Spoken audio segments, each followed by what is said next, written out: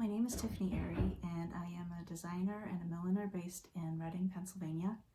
I make special occasion hats and headwear for women, primarily for clients who are looking for hats for horse shows and races and weddings. I also make hats for fashion shows, fashion editorials, photo shoots, and for collaborations with other artists.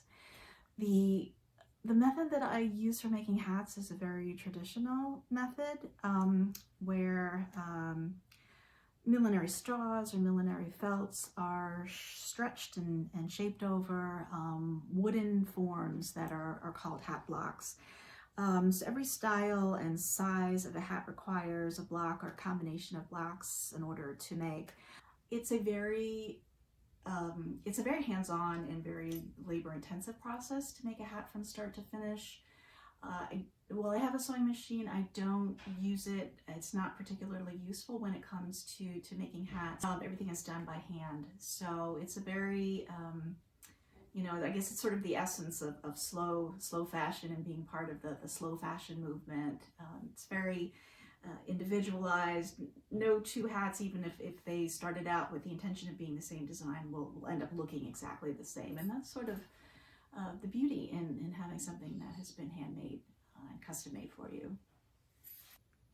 One of the questions that I'm frequently asked is, where does your inspiration come from? And I really think it's not a great answer, but I think my inspiration comes just from about anywhere.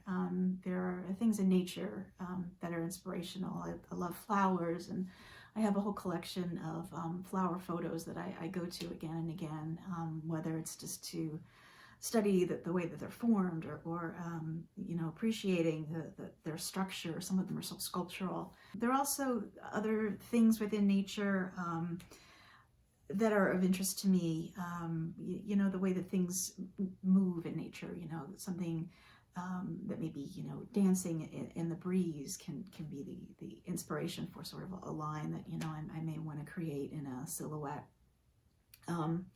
I think I'm also attracted to things like pattern and repetition. I think geometry to a certain extent, and sort of how that fits into the basis of a good design. I was really excited when I was asked to help make the hats for Art Couture, especially having the opportunity to make the hats for the designs that were inspired by the flapper looks. It was such a cool period in history, right around 1920, with women just, having secured the right to vote earlier in the year. And with that, there was a lot that was changing from a cultural perspective as well. Fashion was changing, the silhouettes were changing, and women were starting to live a life that was very different than the one that their mothers or their grandmothers had lived. The clothing themselves were looser and more freeing. The undergarments that they wore beneath them were starting to change. They were a little bit less restrictive. So this whole, ability to move more really just changed the way women carried themselves and just the things that they were able to do on a day-to-day basis. And the women who were the flappers of the period were really women who were on the leading edge of this cultural change in what it meant to be a woman in society. So it was really exciting to be able to keep those women in mind and keep that sort of lifestyle in mind as I was working on the hats.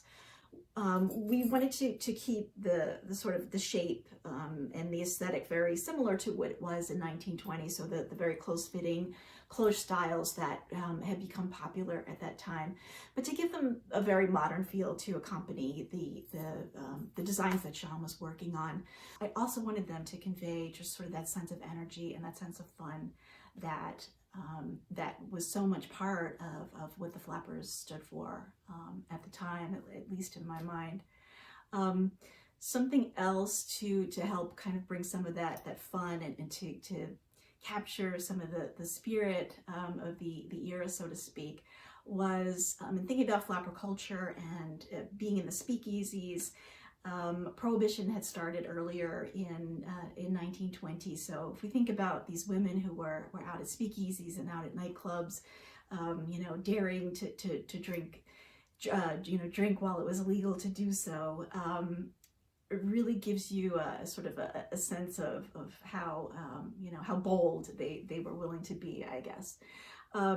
So each of the hats has been named after a popular cocktail at the time, and I took those recipes and had them printed onto fabric and cut them out into smaller pieces, and they have been sewn into the interior of each one of the hats with the recipe corresponding to the name of the hat. It's just something that will be a little bit of fun and a little extra for whoever either picks up the hat or whoever goes to wear it.